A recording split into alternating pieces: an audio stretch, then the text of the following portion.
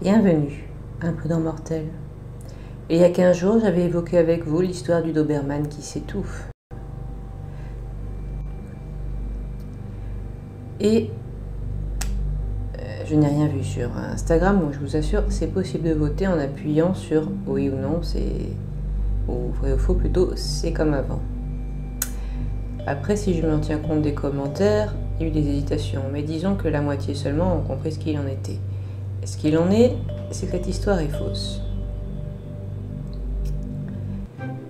Je ne saurais pas dire ses origines, elle a au moins une vingtaine d'années, et elle n'est pas complètement invraisemblable, mais elle est néanmoins fausse. Je l'avais vue sous forme de mini-légende dans l'émission Légendes urbaines, mais pas seulement. Et également dans la BD qui s'appelle donc aussi Légendes urbaines. Dans l'un des tomes, une version encore plus terrifiante que celle-ci avait été rapportée. C'est souvent le cas. Cette fois-ci, la propriétaire du chien était une jeune femme riche qui avait récemment divorcé d'un époux abusif. Elle était de toute façon quelqu'un de craintif de base, elle avait notamment peur du noir. Mais là, elle avait en plus peur de son mari, contre qui il avait fallu prendre des dispositions pour qu'il ne puisse pas l'approcher. À cette fin, cette jeune femme s'était acheté un Doberman. Un soir, en rentrant chez elle à pied, en remontant son allée, elle remarque que les lumières automatiques de son allée ne s'allument pas et que son chien n'aboie pas. Ça avait fait pour elle de bonnes raisons d'angoisser, puisque comme je l'ai dit, elle a peur du noir. Et quand elle arrive devant son seuil, elle voit que pourquoi son chien n'aboie pas, c'est parce qu'il étouffe. Elle le prend, elle l'emmène en urgence chez le vétérinaire, puis le dépose là, et repart. Ensuite, elle revient chez elle, remonte son allée, une fois de plus dans le noir, et là, dès qu'elle franchit la porte, son ex-mari lui saute dessus dans l'obscurité et lui met un énorme coup de hache dans le visage. Pendant ce temps, là encore, le vétérinaire extrait 2 doigts, ceux de l'ex-époux, de la gorge du Doberman. La jeune femme ne meurt pas, mais elle est horriblement défigurée par l'incident.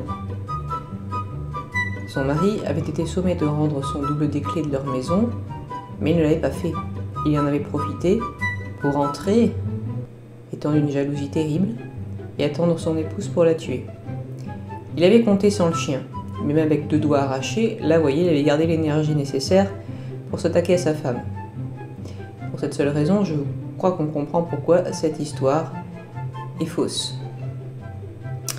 Je n'ai jamais entendu parler d'un chien qui soit suffisamment féroce pour arracher 2 doigts à quelqu'un.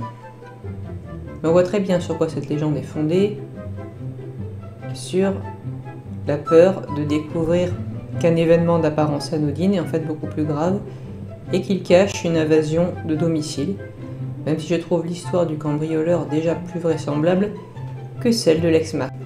Passons à la légende du jour, qui a ceci de commun avec l'histoire sur les appels de l'intérieur, notamment, de concerner le babysitting. Est-elle plus vraisemblable que celle-ci? C'est là que vous allez me le dire. Alors voilà. Elle a lieu dans les années 1970.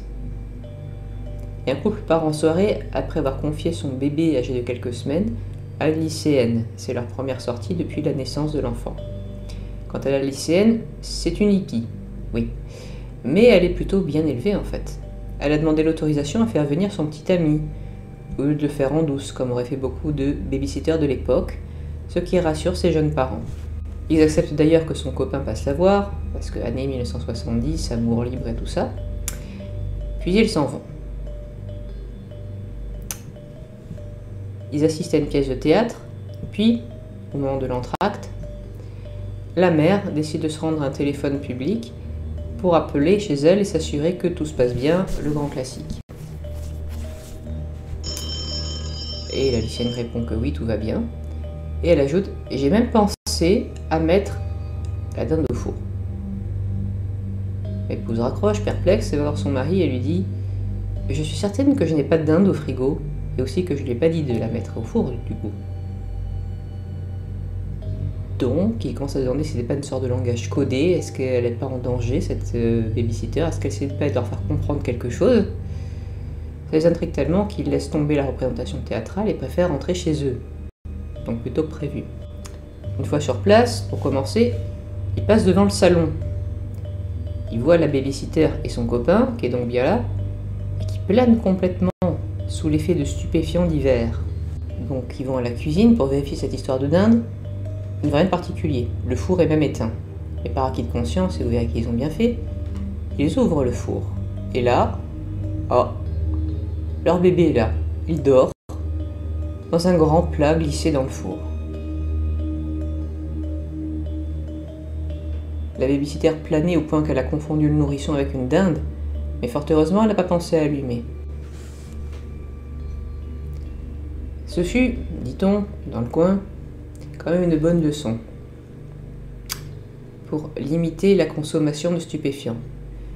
Je crois qu'on dit qu'il était question, disons, de Marie-Jeanne dans cette histoire, mais d'autres disent que c'était pire encore, comme des amphétamines, autres substances hallucinatoires. J'avoue ne pas m'y connaître assez personnellement, et Dieu merci, pour savoir ce que ça pouvait être. Mais disons que cela incita à réfréner la consommation chez les jeunes dans cette ville, bien sûr. Car imaginez un petit peu ce qui se serait passé si la babysitter avait gardé le réflexe d'allumer le four. Mais est-ce que tout cela est vrai? À vous de me le dire, bien sûr, déjà dans les commentaires, mais aussi sur Instagram. Ça marche comme avant. Il suffit d'appuyer sur vrai ou faux dans l'image que je mets en ligne, vous verrez. Il n'y a pas besoin de longs discours dans les commentaires, il suffit d'indiquer vrai ou faux si vous le souhaitez. J'espère que cette histoire vous aura intéressé, je vous donne rendez-vous la semaine prochaine. Si vous voulez me soutenir, voyez le lien en description de Tipeee et du Ko-fi. N'oubliez pas de vous abonner, de mettre un pouce bleu, de commenter et de regarder sous votre lit en état de lumière. Au revoir, un peu dans Mortel.